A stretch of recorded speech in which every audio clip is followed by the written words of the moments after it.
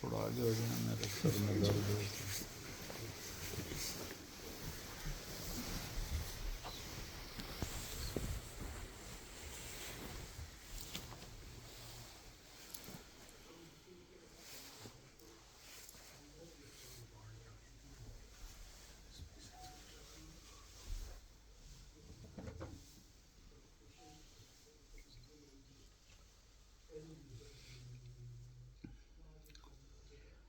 اللہ تعالیٰ نے اپنے فضل و کرم سے ہمیں ایمان کی دولت نصیب فرمائی، جو اتنی بڑی نعمت ہے کہ ہمیشہ کے عذاب سے اللہ تعالیٰ نے وعدہ کیا ہے کہ جو ایمان پہ مرے گا اس کو جہنم میں نہیں ڈالوں گا، سوائے اس کے جو کبیرہ گناہ کرتے کرتے مر گئے۔ تو آپ جس ملک میں رہ رہے ہیں یا جتنے بھی مسلمان ان ویسٹرن کنٹریز میں رہ رہے ہیں،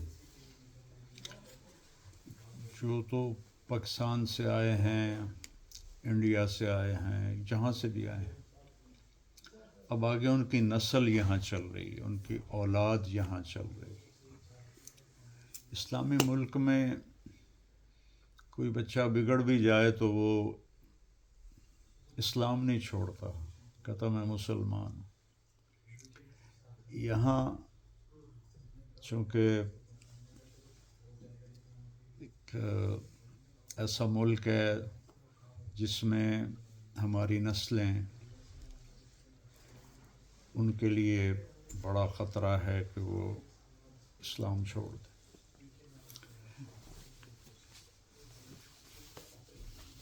مانچسٹر میں ایک گھر گیا ملاقات کے لیے،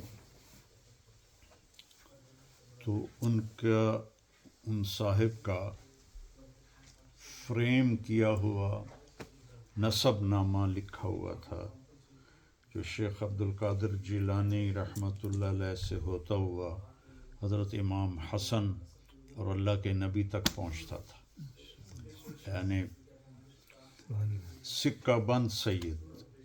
سید تو بہت اپنے آپ کو کہتے ہیں، لیکن جس کے پاس نسب ہے وہ سکہ بند ہے۔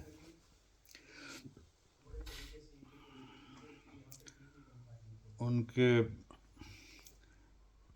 بیٹے سے میں نے پوچھا کہ تم مسلم ہو؟ آر یو مسلم؟ میں نے کہا نہیں۔ میں نے کہا کیوں؟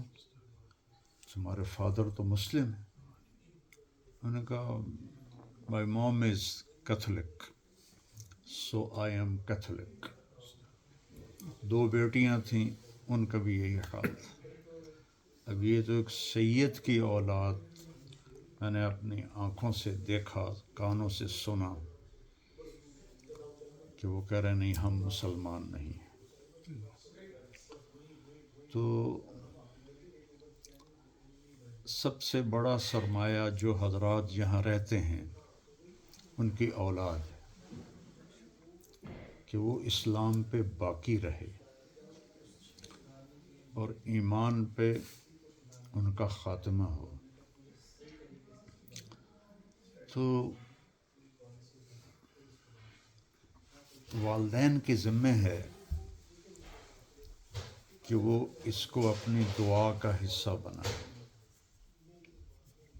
اس کے لیے مستقل دعا مانگیں، جو کہ ماں باپ کی دعا اولاد کے حق میں قبول ہوتی ہے۔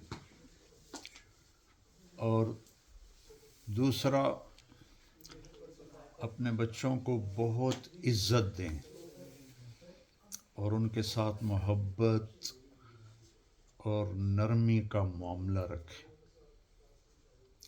اللہ تعالیٰ نے سورہ یوسف کو احسن القصص قرآن میں کہا ہے کہ نحن نقص علیک احسن القصص، ہم نے آپ کو جتنے قصے سنائے ہیں ان میں جو سب سے خوبصورت قصہ ہے میرے نبی، اب ہم آپ کو وہ سناتے ہیں۔ تو عام طور پر بلکہ 100% علماء یوسف علیہ السلام کو ہائی لائٹ کرتے ہیں، اور اللہ نے بھی ہائی لائٹ کیا ہے، لیکن اس میں ایک فادر کیسا ہونا چاہیے اس کو بھی بہت ہائی لائٹ کیا ہے، لیکن ادھر خطیبوں کی، علماء کی نظر نہیں جاتی کہ یعقوب علیہ السلام کیسے باپ تھے۔ اس کو سورہ یوسف نے جس خوبصورتی سے بیان کیا ہے وہ ایک بہت بڑا ہمارے لیے روشن مینار ہے کہ والد کو اپنے بچوں کے ساتھ کیسے رہنا چاہیے، کیا کرنا چاہیے۔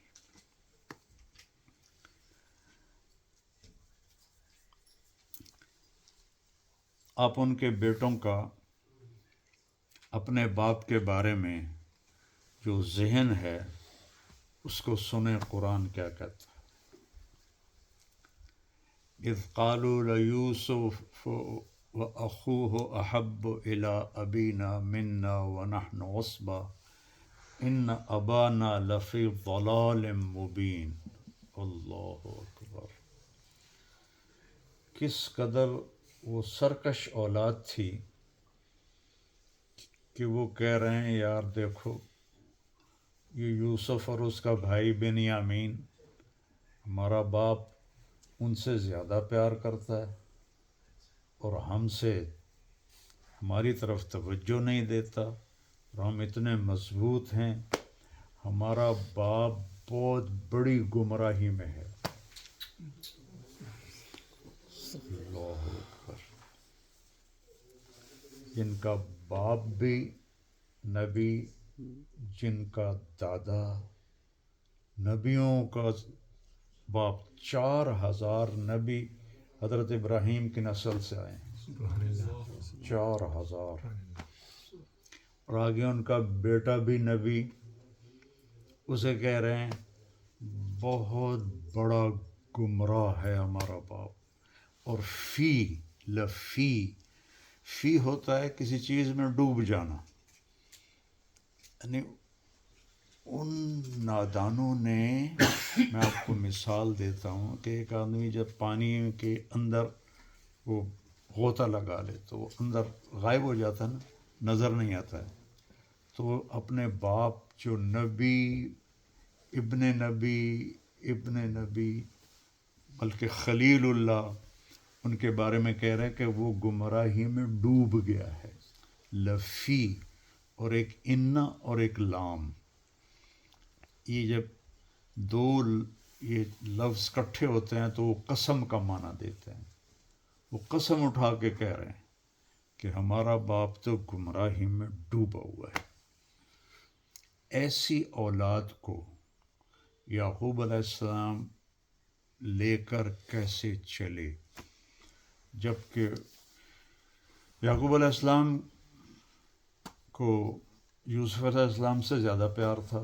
وہ ہو جاتا ہے، والدین کو کوئی ایک بچہ زیادہ پیارا لگتا ہے، برابری سب میں کرتے ہیں۔ جیسے میرا بیٹا عاصم دنیا سے چلا گیا تو وہ مجھے سب سے پیارا تھا، اور میری بیگم کو بھی۔ بعض اوقات میاں بیوی میں اختلاف ہوتا ہے، لیکن اس میں ہمارا اتفاق تھا کہ میں بھی اور میری بیگم بھی سب سے زیادہ اس سے پیار کرتے تھے۔ اس کی کوالٹیز ایسی تھیں کہ میں نے زندگی میں آج تک ایسی نہیں دیکھی کسی بچے میں۔ تو یوسف علیہ السلام کی طرف ان کا پیار تھا زیادہ، تو کہنے لگے کیا کریں؟ اب آپ ان کی سرکشی دیکھو، اقتلوا یوسف، کہ اسے قتل ہی کر دو، اسے قتل ہی کر دو،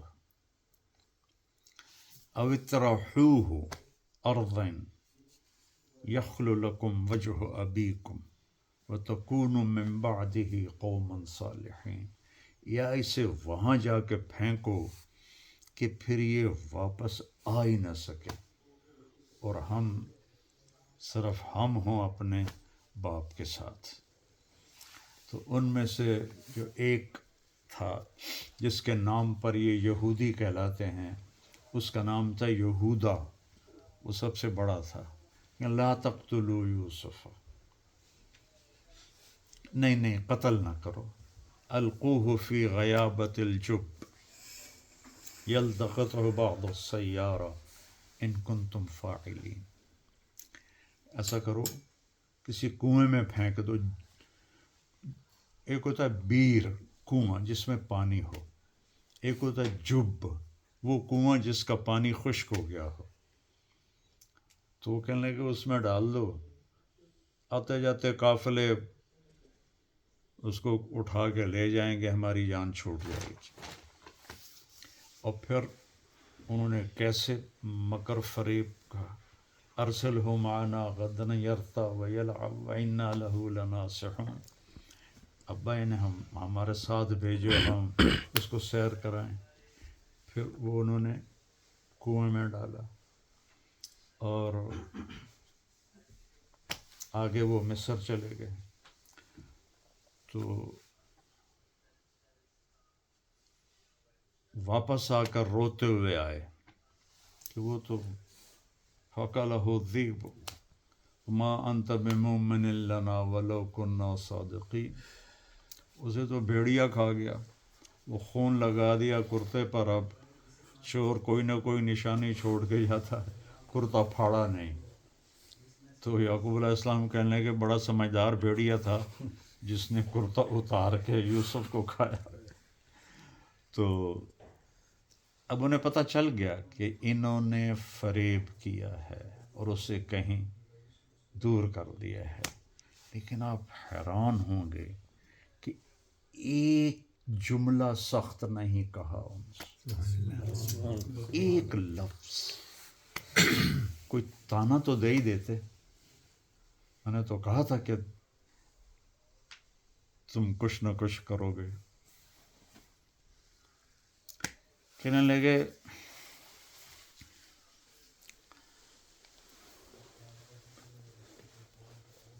صبر جمیل واللہ المستعان علی ما تصفون. بیٹو میرا صبر ہے. کوئی تو ڈانٹتے یار، تھوڑا سا بھی ڈانٹتے. میرا صبر ہے اور میں اللہ کے آگے ہاتھ پھیلاتا. صبر جمیل کا لفظ ہے قرآن میں 2 دفعہ ہے، فصبر صبرا جمیلا، اور یہ صبر جمیل. صبر جمیل کا مطلب یہ ہے کہ کوئی اشارہ بھی ایسا نہیں کریں گے جس میں کہ وہ انہیں احساس دلائیں کہ تم نے یوسف کے ساتھ برا کیا ہے. احساس بھی نہیں دلائیں گے. کتنا بڑا دل چاہیے اس کے لیے. موسیٰ علیہ السلام کے قصے میں ماں کو ہائی لائٹ کیا ہے، باپ کا کوئی ذکر کوئی نہیں. اور یوسف علیہ السلام کے قصے میں باپ کو ہائی لائٹ کیا ہے، ماں کا کوئی ذکر کوئی نہیں ہے. وہاں ماں کیسی ہونی چاہیے وہ موسیٰ علیہ السلام کے قصے میں سمجھایا ہے. باپ کیسا ہونا چاہیے وہ سورہ یوسف میں ہمیں سمجھایا ہے. کہ نافرمان اولاد ہو جائے تو ہمارے جو مشرقی ہے، ہماری جو تہذیب ہے یا جو ہمارا طریقہ ہے، پھر باپ اور اولاد آمنے سامنے ہو جاتے. وہ انہیں باپ جھکانے کی کوشش کرتا ہے، وہ باپ کو جھکانے کی کوشش کرتا ہے.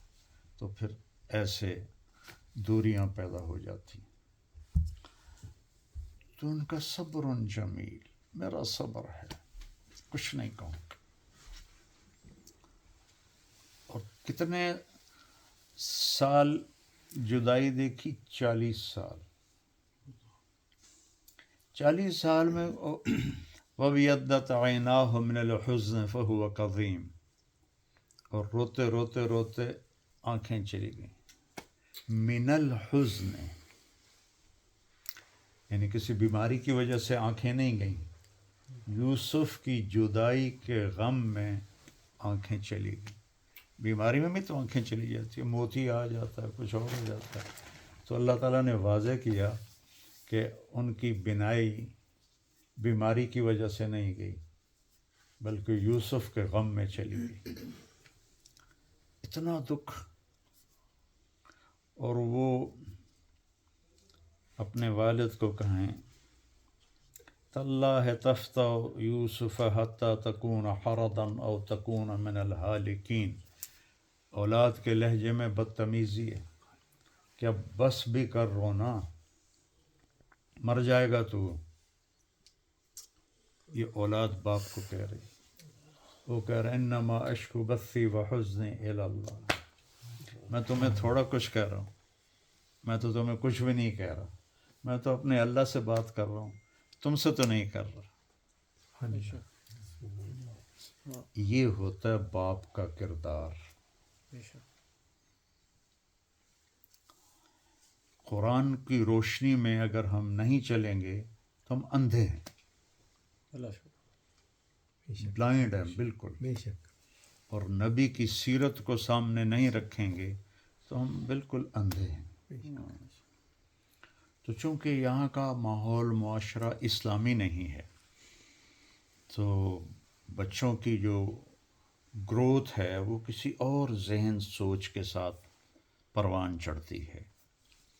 تو ان کو اتنی شفقت دیں کہ ان کے دلوں میں آپ کی محبت پیدا ہو جائے، وہ آپ کو اپنا ہمدرد سمجھیں. اور جب ٹانٹنگ، نصیحت، تانے، اور کٹائی، تو ان چیزوں سے بگاڑ اور بڑھ جاتا ہے.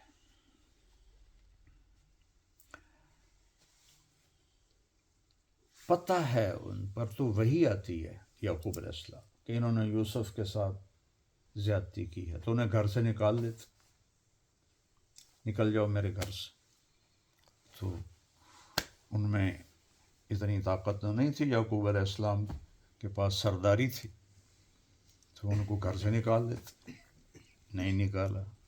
40 سال میں کوئی ایک 40 سیکنڈ کا تانا ہی دے دیتے، نہیں دیا. کیا کمال ہے. اور پھر جب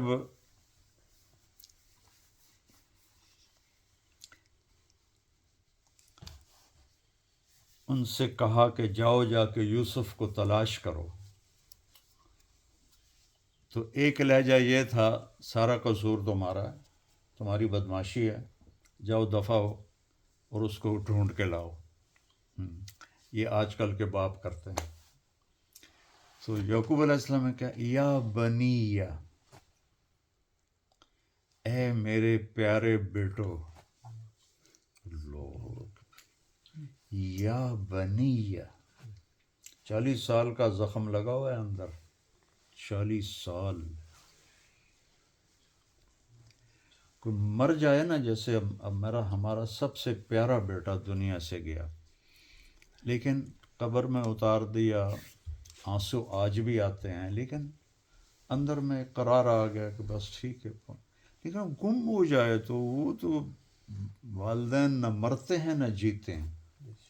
تو اس کیفیت میں 40 سال گزارنے کے بعد کہہ رہے ہیں یا بنی، اے میرے پیارے بیٹو، اذهب، برائے مہربانی جاؤ، فتحسسوا من یوسف و اخیہ، اور یوسف اور اس کے بھائی کو تلاش کر.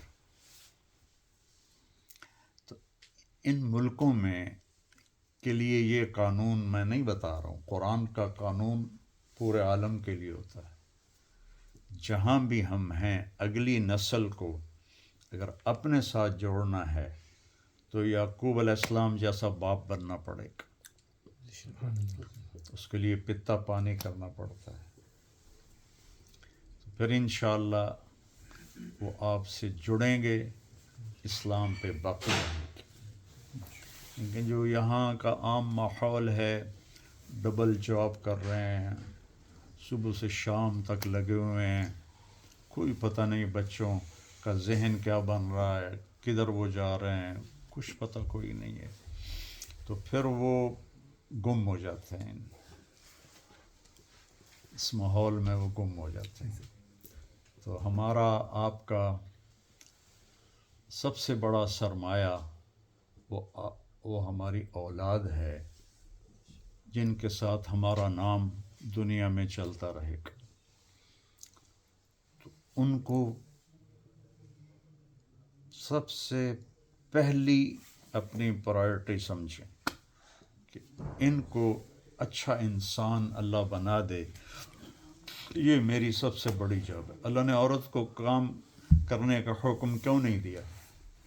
یہ جو ہم مہر ہوتا ہے، اتنے مہر کے عوض تیرے نکاح میں دیا، یہ مہر کسی کی بیٹی کی قیمت نہیں ہوتی. مہر یہ ایک سائن ہے کہ اس نکاح کے بعد جب تک یہ نکاح باقی ہے یہ لڑکا اس لڑکی کا خرچہ اٹھائے گا. یہ ایک سائن ہے، یہ قیمت نہیں ہے. تو یہ شریعت نے کیوں کیا ہے کہ عورت کی بہت بڑی جاب ہے اپنی نسل کو تیار کرنا، اپنی نسل کو ٹائم دینا. اگر ماں بھی کام پہ چلی جائے، باپ بھی کام پہ چلا جائے، بچے جو یہاں ان کو کیا ہوم کہتے ہیں جہاں بچے چھوڑتے ہیں؟ Nursery care centre, day care centre, baby care centre, day care centre, take care, day care, day nurseries بھی کہہ سکتے اچھا ڈے کیئر سینٹر. تو وہاں وہ بیچارے کیا کریں گے؟ میرے پاس کافی دیر کی بات ہے، مجھے ملنے آیا ایک ڈاکٹر، پاکستانی تھے تو امریکہ میں رہتے تھے. تو میں نے ان سے پوچھا کہ آپ کی کیا ہے اسپیشلائزیشن؟ کہا جی میں بچوں کے نفسیات کا ڈاکٹر ہوں. میں نے کہا نفسیات کا ڈاکٹر بچوں کے؟ کیا بچے بھی نفسیاتی مریض ہوتے ہیں؟ کہنے لگا میرے پاس جو لسٹ ہے اس میں 10 مہینے کے بعد بچے کی باری آتی ہے، اتنی لمبی فہرست ہے میرے پاس. میں نے کہا کیا وجہ ہے؟ کہا جب بچے کو نہ ماں ملتی ہے نہ باپ ملتا ہے تو پھر وہ ڈپریشن میں چلا جاتا ہے بچپن سے ہی. کہا جہاں بچوں کو وہاں رکھتے ہیں ایسے بچے، وہ دیواروں کے ساتھ فوم لگاتے ہیں جو کہ وہ ٹکریں مارتے ہیں، دیواروں میں ٹکریں مارتے ہیں، تو پھر وہ فوم لگا دیتے ہیں تاکہ زخمی نہ ہو. تو جب ماں کی گود ہی نہ ملے یا باپ کی کمپنی نہ ملے تو پھر وہ جنگل کا بوٹا ہے، جدھر بھی اس کا منہ ہو جائے.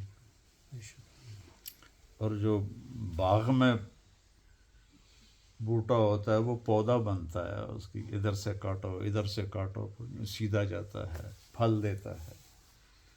تو آپ بھائیوں سے گزارش ہے کہ اپنی کمیونٹی میں اس بات کو ریئلائز کروائیں. یہ مولانا صاحب بیٹھے ہیں، یہ اس پر جمعہ کی میں یہ بات اپنی بیان میں کہیں کہ اپنے بچوں کو ٹائم دو. ٹائم دینے کا مطلب نصیحت نہیں ہوتا ہے، پاس بیٹھو. ہمارے نبی سے بڑھ کر مصروف دنیا میں کوئی نہیں آئے گا. ان کی جو جاب تھی ان کی زندگی تک نہیں تھی، بلکہ آج اور آج سے قیامت تک کے لیے ہے. اور پھر وہ روزانہ حسن حسین کے لیے ٹائم نکالتے تھے، سبحان اللہ، ان کے ساتھ کھیلتے تھے.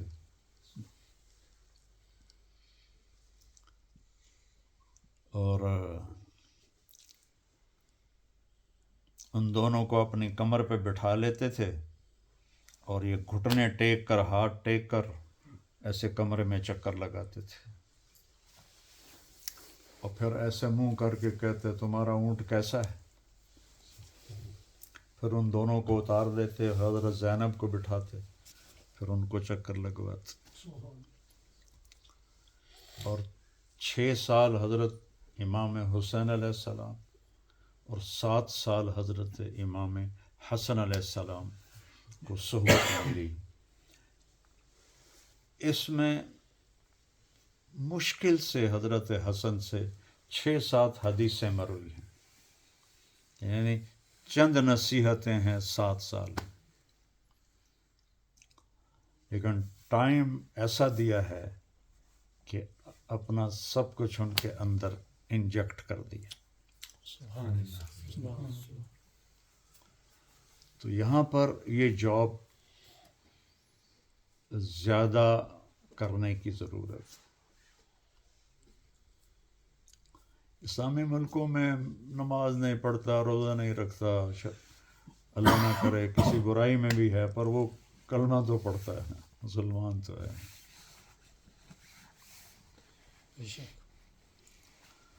وہ تھے نا مرحوم رنگیلا، ہمارے کامیڈی ایکٹر تھے ہمارے 60s میں. جب میں کالج پڑھتا تھا تو ان کی ہر مووی دیکھتے تھے. تو ایک دفعہ پھر جب اللہ نے ادھر لگایا تو وہ فلمیں ختم ہو گئی تھی، وہ ڈراموں میں کام کرتے تھے. تو ان کو لے کر ہم مسجد آئے تو ان کی نماز سے مجھے لگ رہا تھا کہ پہلی نماز ہی پڑھ رہے ہیں اور منہ سے شراب کی بو آ رہی تھی. تو انہوں نے اپنا واقعہ سنایا کہ میں گیا نیپال فلم کی شوٹنگ کے لیے. تو وہاں ایک مندر ہے جس میں صرف ہندو جا سکتا ہے، جیسے ہمارے کعبہ میں صرف مسلم جا سکتا ہے، اس میں صرف ہندو جا سکتا. تو مجھے خیال آیا کہ میں جا کے دیکھوں. تو گنجے تو ہو ہی گئے تھے، تو میں نے میک اپ مین سے کہا کہ مجھے نا پنڈت کا میک اپ کرو. تو ایک مصنوعی بالوں کی چوٹی اس نے یہاں چپکا دی اور ادھر اس نے رنگ لگا دیے اور کچھ ایسے کر کے لگا دیے، اور پیلے رنگ کی 2 چادریں پہن لیں اور ایک تھیلی میں چھوٹے نوٹ وہ ڈال لیے. اور کہنے کہ جب میں گیٹ پر پہنچا تو وہ باڈی گارڈز کھڑے تھے. تو میں نے زور سے کہا ہرے رام. تو انہوں نے دیکھا گیٹ اپ، انہوں نے کی پتا کہ میں تو میک اپ کی تھا، اور کہنے لگے مہاراج. گیٹ کھولا تو کہ میں نے نوٹ پھینکنے شروع کیے. پھر تو مہادیو ہر ہر مہادیو ہر ہر مہاراج. اور کہ میں بڑا مزہ لیتا ہوا اپنے پروٹوکول کا جا رہا تھا تو ایک دم میرا کلیجہ اچھل کے حلق کو آ گیا کہ آگے ایک گائے سونے کا بت بنا ہوا تھا اور جو ہندو جا رہا تھا اس کو سجدہ کر رہا تھا. تو میں نے کہا پھٹے منہ تیرا مندر چاون، آج تیری جان جاندی ہے ایمان جانتا ہے. سجدہ کرے تو تیرا ایمان جاتا ہے، نہ کرے تو تیری جان جاتی ہے. اب یہ وہ شخص ہے جس کا میں نے حال آپ کو بھی بتایا. تو کہنے لگے میں نے بڑی توبہ کی، میں کہ یا اللہ جان بچاؤنا فرض ہے، میں سجدہ گاہ نوں نہیں کرنا، تینوں کرنا ہے. تو میری رکھ لانا. میں گائے کے سامنے جا کے کیا، اندر ہی اللہ اکبر. دیکھو اتنا تھکا ہوا مسلمان بھی جانتا ہے کہ میں ایمان والا ہوں، مجھے پتھر کی پوجا نہیں کرتا. لیکن ان ملکوں میں بہت بڑا امتحان آ رہا ہے ہماری نسلوں پر. تو اس لیے اس کو آپ سنجیدگی سے لیں. ماں سے بڑی جاب تو کوئی ہو ہی نہیں سکتی کہ اپنے بچوں کی پرورش. آپ دیکھو اسماعیل علیہ السلام 8-9 سال کی عمر میں کہہ رہے ہیں یا ابت فعل، ابا کر دو ذبح. اور اس میں باپ کا کوئی حصہ نہیں، سب ماں نے کیا ہے. حضرت حاجرہ والد کو تو اللہ نے کہا واپس چلے جاؤ. تو یہ اتنے سال میں چونکہ ماں کے پاس اور کوئی کام نہیں تھا سوائے بیٹے کے،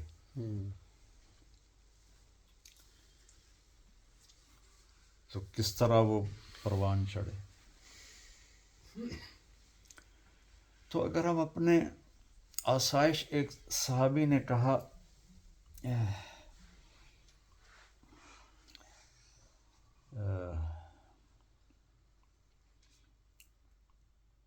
یا رسول اللہ میں چاہتا ہوں میں غنی بن جاؤں. غنی سمجھتے ہیں مالدار بن جاؤں. آپ نے کہا کن قانعا تکن اغنی الناس، ریس لگانا چھوڑ دے دنیا کی تو تو بڑا غنی بن جائے. سبحان اللہ. کیونکہ ریس لگانے والا کبھی مالدار نہیں ہوتا، بے شک، وہ ہمیشہ بھوکا ہی رہتا ہے. بے شک. تو آپ قناعت والی زندگی پر، چونکہ یہاں ہر چیز ادھار مل جاتی ہے. تو کسی کو دیکھا اس نے بڑا گھر لے لیا ہے تو بیوی کہے گی تو بھی لے، ویکھے نا کیڈا واڈا گھر اس لے لے تو بھی لے. انہوں نے گڈی مرسڈیز لے لیے تو بھی لے. تو اس طرح وہ قرضے کے جال میں پھنس جاتے ہیں. پھر ڈبل جاب کرتے ہیں، پھر بیوی بھی جاب کرتی ہے. تو اگر ہم تھوڑا سا اپنے آپ کو نیچے لے آئیں تو بڑی سکون سے زندگی گزر سکتی، آرام سے گزر سکتی. ہمارے نبی قرض مقروض کا جنازہ نہیں پڑھاتے تھے. اللہ حالانکہ قرضہ لینا، آپ ساری زندگی مقروض رہے ہمارے نبی، لیکن اگر جب کوئی جنازہ آتا تھا پوچھتے تھے قرضہ ہے اس کے اوپر، کہتے جی ہے. فرماتے تم میں سے کوئی پڑھا دے. کیا بات ہے. جب کوئی گارنٹر بن جاتا تھا جی میں اس کا قرضہ ادا کر دوں گا، تو پھر آپ پڑھاتے تھے. سبحان اللہ. کس لیے؟ قرضے کو ڈسکریج کرنے کے لیے. یہ نہیں کہ قرضہ حرام ہے، ڈسکریج کرنے کے لیے. کہ حضرت لقمان علیہ السلام کے نام پر سورت اتری ہوئی ہے، سورہ لقمان 21ویں پارے میں. تو اللہ نے ان کو حکمت عطا فرمائی تھی، وَلَقَدْ آتَيْنَا لُقْمَانَ الْحِکْمَةَ، جو بہت بڑا علم ہوتا ہے. تو وہ اپنے بیٹے کو کہتے ہیں بیٹا میں نے بڑے بڑے بوجھ اٹھائے لیکن قرضے جیسا بوجھ میں نے کبھی نہیں دیکھا. تو اپنے آپ کو تھوڑا مینیمائز کر لیں. یہ تو ایک پھندا ہے. بنیے وہ جب پارٹیشن نہیں تھی تو میرا پنجاب سے تعلق ہے، ملتان سے، ایک اچھے بڑے ذمہ دار گھرانے سے. ہمارے سارے بزرگ بنیوں کے مقروض ہوتے تھے. تو دوڑ سے نکل جائیں تو آپ کے پاس ٹائم ہے. اور اگر آپ نے ریس شروع کر دی تو اس کا تو کسی جگہ پر جا کر کوئی فیتا بھی نہیں کہ اس کو ہاتھ لگا لیا، اس کا تو قبر کا کھڈا ہی ہے اس کے آگے. تو یہ میں نماز پڑھتے ہوئے میرے دل میں یہ سورہ یوسف کا خیال آیا تو میں نے آپ سے شیئر کیا ہے کہ یہ بہت بڑی ذمہ داری ہے. اس کو نبھائیں گے تو یہاں رہنا آپ کا بڑا بابرکت ہو جائے گا. اللہ ان نسلوں کو بھی ایمان میں لے آئے. بس یہی عرض کرنا تھا. نماز کی پابندی ہو، مسجد قریب ہے تو مسجد میں جا کے نماز پڑھو. مسجد اگر دور ہے تو پھر تو مجبوری ہے، لیکن جمعہ تو بہرحال مسجد میں ہی ہوتا ہے. لیکن آج کل آپ لوگوں کے پاس گاڑی ہر ایک کے پاس ہوتی ہے تو گاڑی پہ مسجد چلا جائے تو اللہ تعالیٰ خوش ہوتے ہیں اور اللہ کے نبی بھی خوش ہیں، اور نماز 27 گنا ہو جاتی ہے.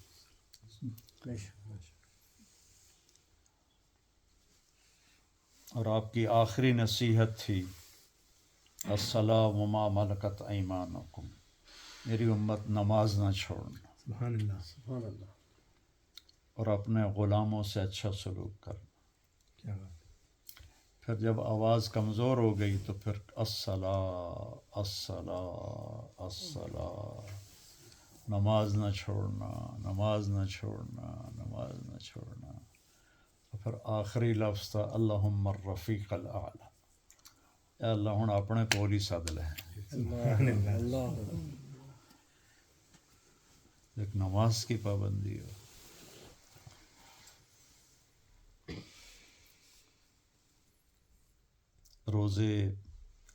روزوں میں تراویح کا اہتمام فرمائیں، قرآن پورا سنیں. اللہ نے اس امت کو یہ نعمت دی ہے کہ یہ اپنی کتاب کے حافظ ہوتے ہیں. جو ہم سے پہلے کتابیں اتریں اس کا کوئی حافظ نہیں ہوتا تھا، صرف نبی کو کتاب یاد ہوتی تھی. امت میں سے کوئی یاد نہیں کر سکتا تھا، یاد ہوتی نہیں تھی. تو ان کی نماز میں تسبیح تھی، ذکر تھا، رکوع بھی نہیں تھا. قیام، سجدہ، 2 رکعت فجر، 2 رکعت عصر، بس یہ ان کی نماز تھی. میں 5 نمازیں تھیں، 5 کی 50 پہلے دیں. بھلا کوئی 50 پڑھ سکتا ہے؟ صرف اہمیت بتانے کے لیے.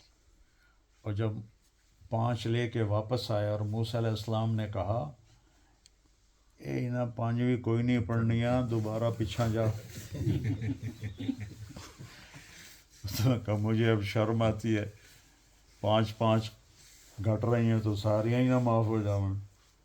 کہنے لگے چلو ٹھیک ہے، میری امت پہ 2 فرض تھی انہوں نے نہیں پڑھی، اے تھوڑی 5 کتھوں پڑھیں گے.